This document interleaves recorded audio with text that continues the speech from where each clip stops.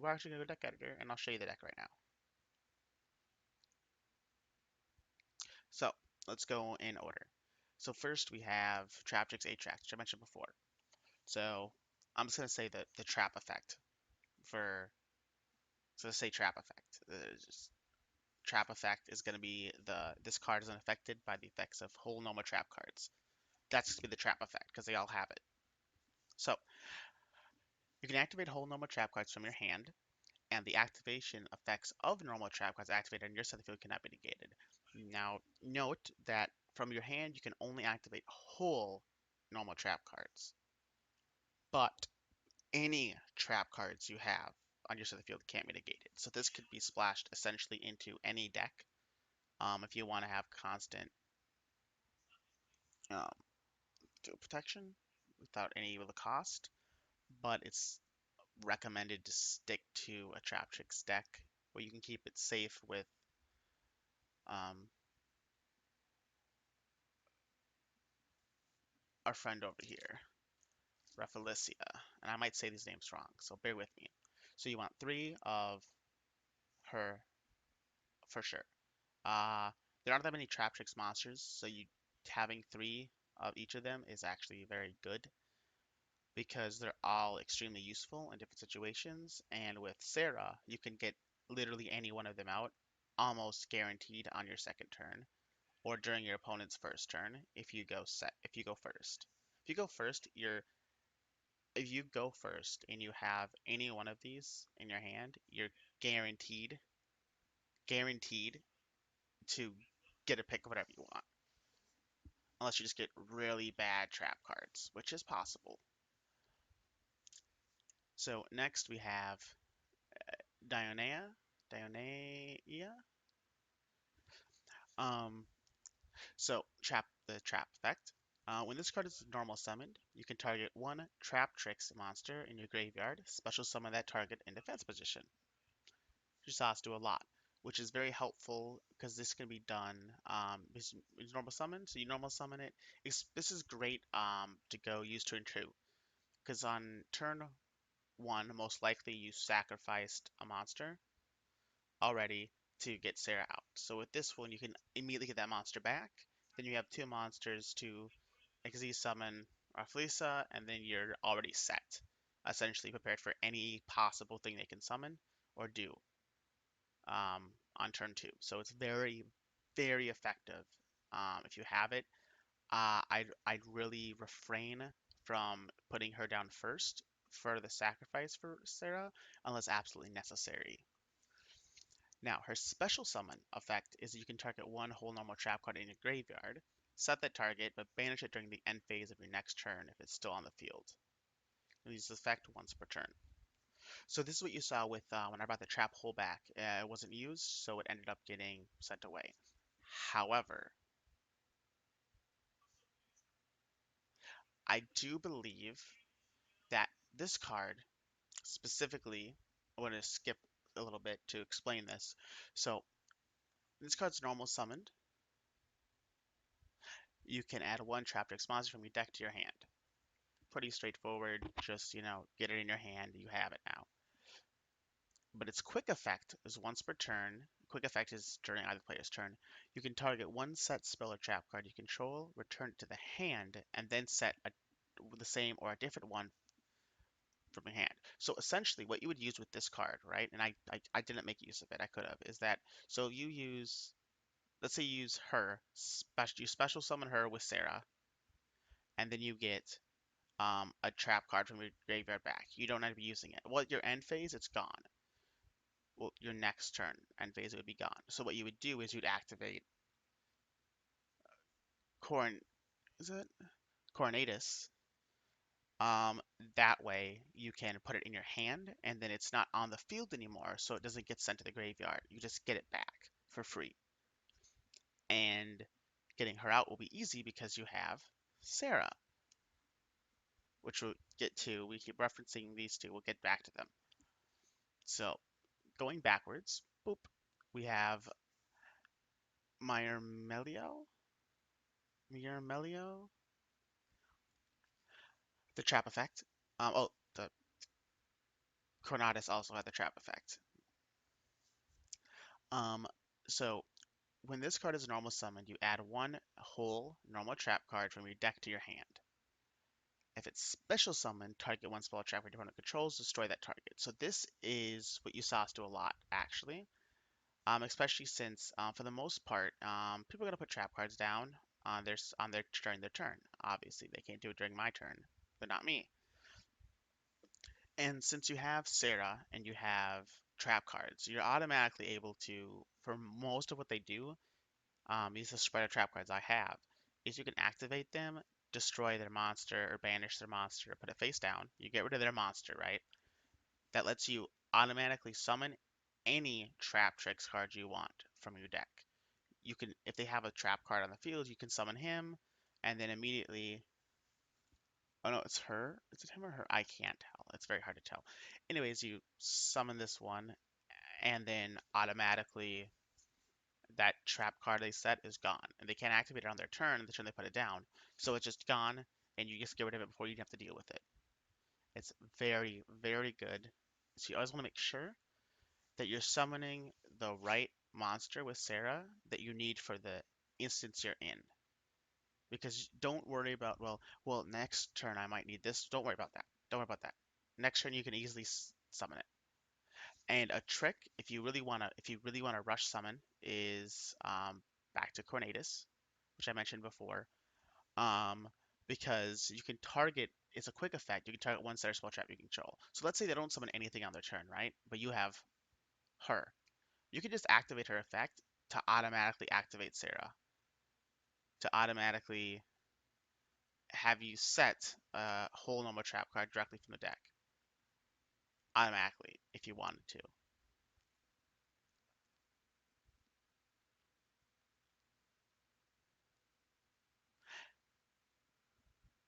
Now, we're right here. So I didn't actually use Nepenthes for anything in those games because I didn't need to. So they have the trap effect, and it also says if you activate a whole normal trap card except during the damage step, you can add one card to your hand or special summon one Traptrix monster from your deck. Except itself, you only activate it once per turn. So I didn't do this because he was summoning so many monsters that I was just getting them for free anyways, and I didn't want to waste a summon on her because she wouldn't have helped me in any real way in that battle. But you still want to have three of her. Because, like I said, there aren't that many Traptrix monsters. These are all of them. These are, I'm not like just skimping. Like these are it. There's one, two, three, four, five. There's five different ones. That's all you have. So you definitely want three of all of them. But if you're stuck with just traps, like see how many traps we have, right? That's a lot of traps. But you can start with five traps and be fine. You know, that's okay.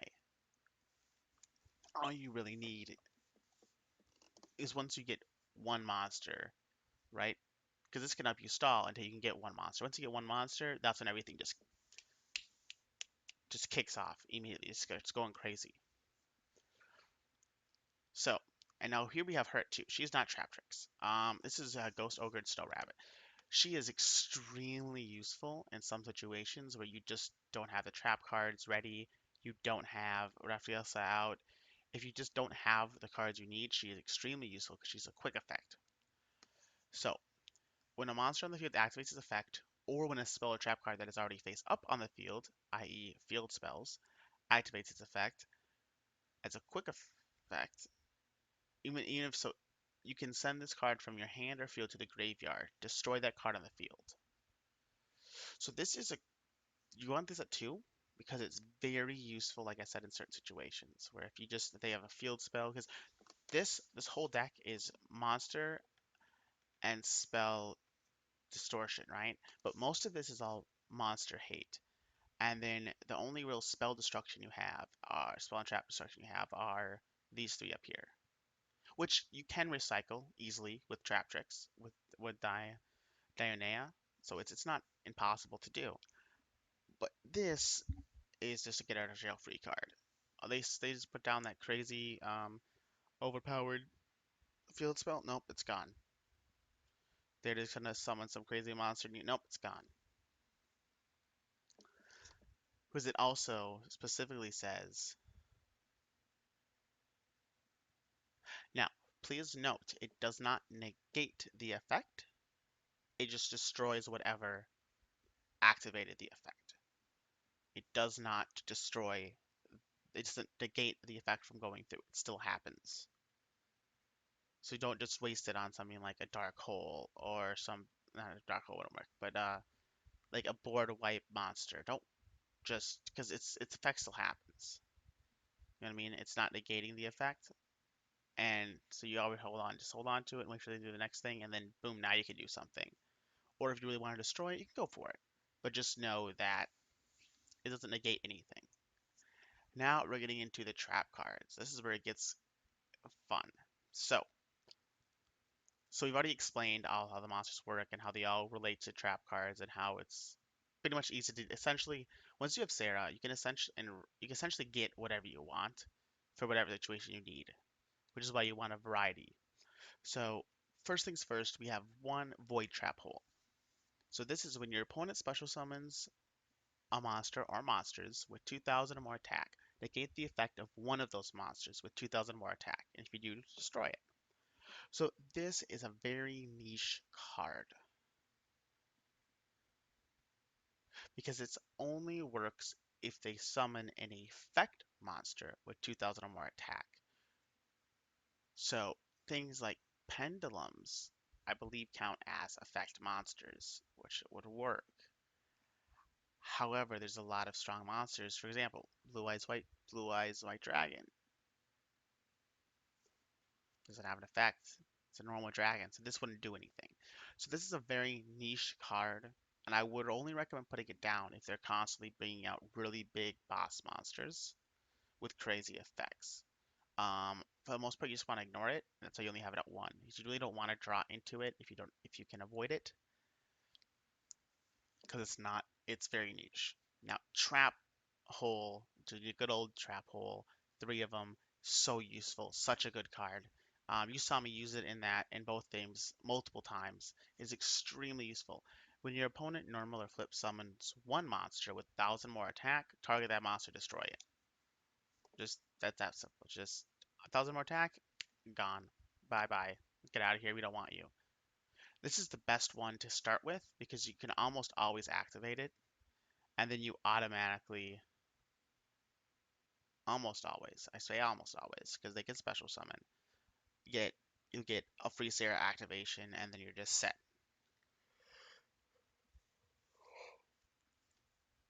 Next, Chain Hole. So Chain Hole is interesting. I haven't used it much. I have it at 3. I could probably put it down to 2, but I do like it at 3. So I mean, we get a floodgate instead. But so when your opponent activates a monster effect in response to a card or effect activation, essentially if I activated destroy all monsters and this effect activated saying this monster can't be destroyed, um, this card would activate negating that effect. And then they can banish, and then your opponent can banish a card from their hand or deck with the same original name as the negated card. If they didn't, you get a banished random card from their hand. So if you notice it said banish a random card from their hand, that's what happened because he didn't want to banish the same monster from his deck, that monster from his deck. So he's like, okay, just banish a random one then. This is a very good card in decks that require a lot of setup, in decks that need all their monsters, or decks that use a lot of the same monster. It's especially good for quick effects. So if you activate something and they activate a quick effect and you have this, so example, when he used Battle Fader, I don't believe I had a chain hole on the field, but if I did,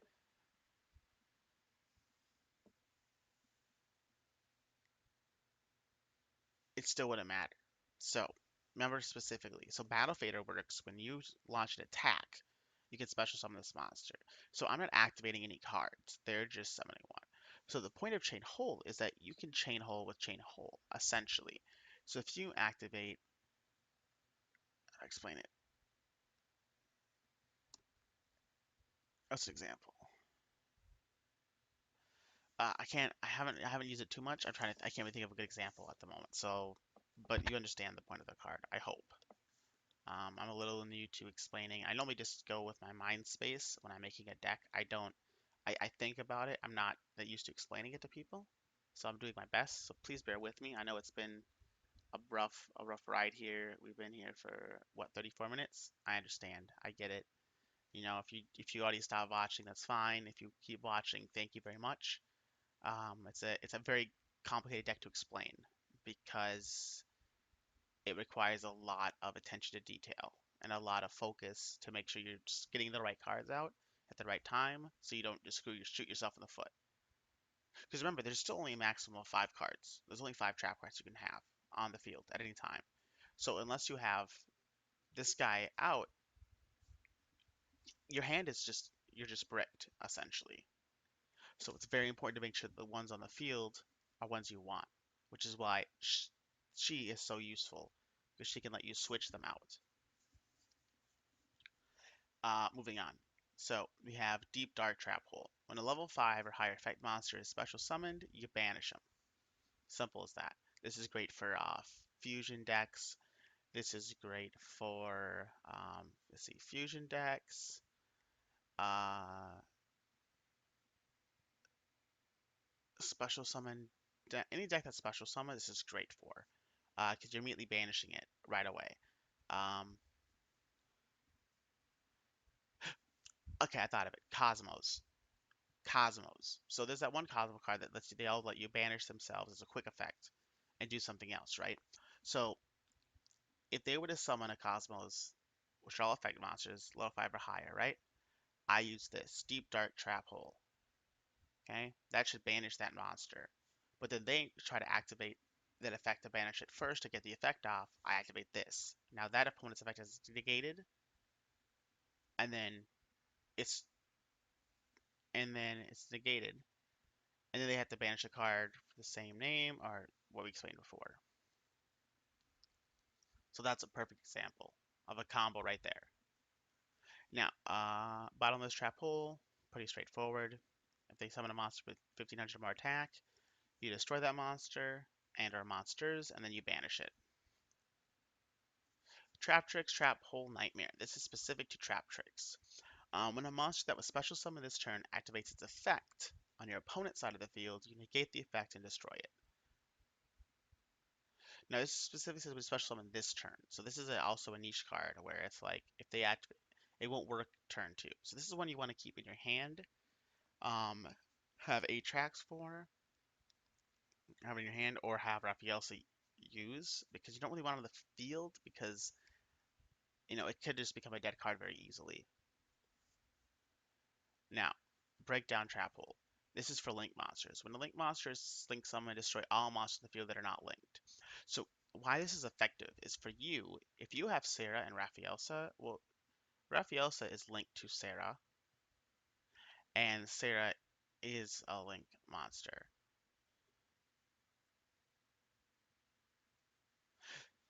So it should destroy everything else. And that gives you a huge advantage because you only need, you know, your Sarah should still be there if I'm printing correctly. I'm pretty sure. I will use it a few times. Sarah's still there. Well, you just act. Guess what? You know what you just did? You just activated a trap card, a normal whole trap card. So you automatically now, you do that, it destroys everything, right? Once that effect goes off, if no trap card, you special summon trap one. So you basically destroy the field, and then you get a special summon a monster, which can get a monster from your graveyard or a spell trap card from your graveyard back on your field, which then you activate their other effect again, which lets you set one from your deck, a trap card. So it's very good in certain situations if someone's link summoning a lot. Also a niche card. Floodgate Trap Hole. Super easy. When they summon a monster, you change it to face down defense position. It can't change its position. That's it. That's all it is. It's pretty straightforward. It's a good way to get over boss monsters with low defense and high attack. Okay, so Trap Hole is spikes. When an opponent's monster that was normal special summon this turn declares an attack, You destroy that attacking monster, and if you do, you inflict damage to your opponent equal half the original attack of that monster. Also, pretty straightforward. Um, Essentially, it's like a magic cylinder, essentially. Except instead of just sending back the full damage, it sends back half damage but destroys the monster. Only on the turn it was summoned if it attacks. Then this is pretty straightforward. Network Chapel. When your opponent special summons a monster from the main deck or graveyard, you banish it face down. Very good for Blue Eyes decks. Very good for decks that abuse the graveyard. It's just very effective in general. Now I'm going to get to the extra deck. So I'm trying to think how long I've been recording. I'm probably going to split this into 2 videos. Most likely, yes. I'll have to split this into 2 videos for sure. So if you made it this far, this is a continuation of the first video. I cut it into 2 because it's too long. I mean, this is the first time I've ever really explained a deck, so I'm still trying to get used to it and how it works. So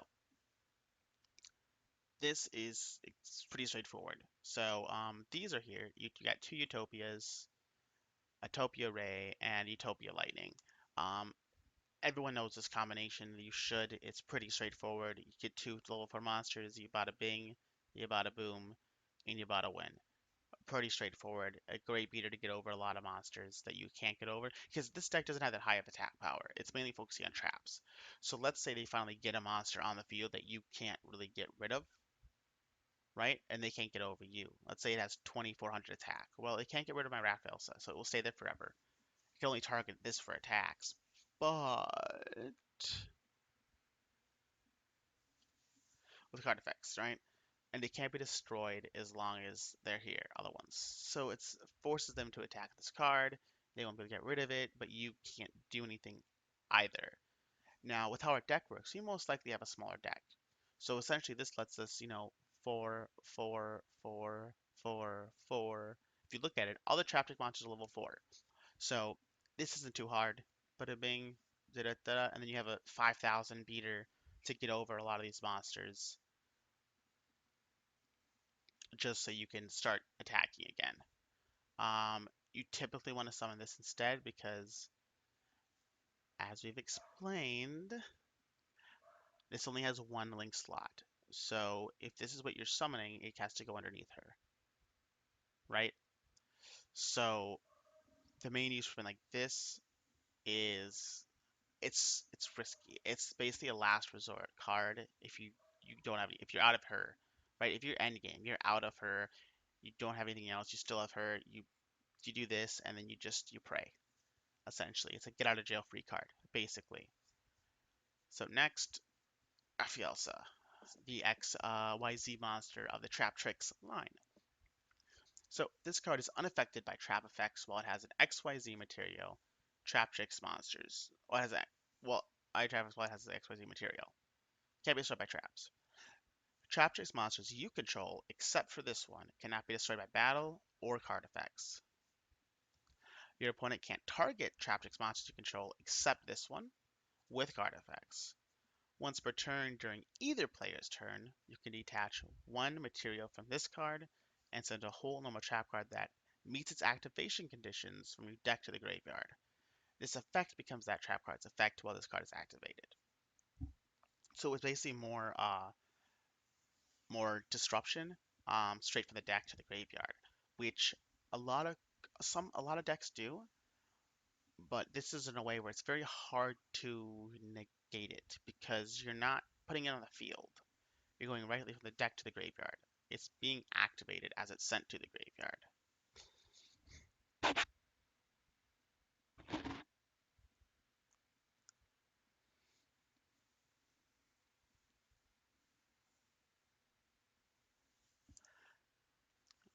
Next, also you always put in defense position is 2500 defense, 300 attack.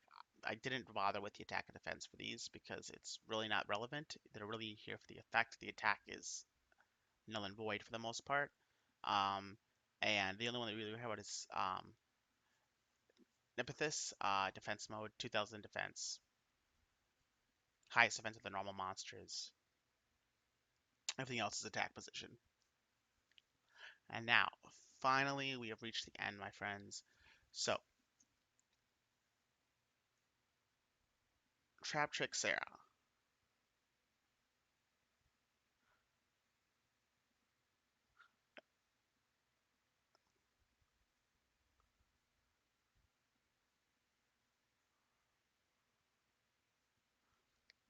This is the Playmaker, my friends. This is what your deck revolves around. This card makes your deck work. It worked before, right? But this makes it infinitely better. So, one non-link Traptrix monster. Super easy to get. You just gotta draw one, put it on the field. This link summon card is unaffected by trap effects.